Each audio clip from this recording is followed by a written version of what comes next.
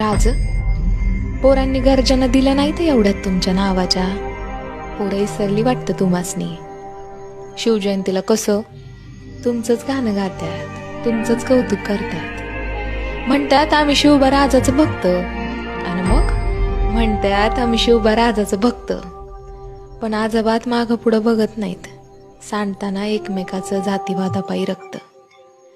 आता काय सांगावं राज ह्या पोरासनी. शिवबा राजानं कधी भेदभाव केलाच नाही.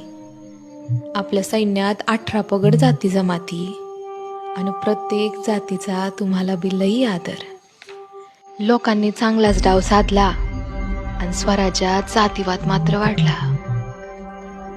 राज, तुम्ही जर राज असतात तर तुमचं बी डोळं पाणावलंच असतं नाही.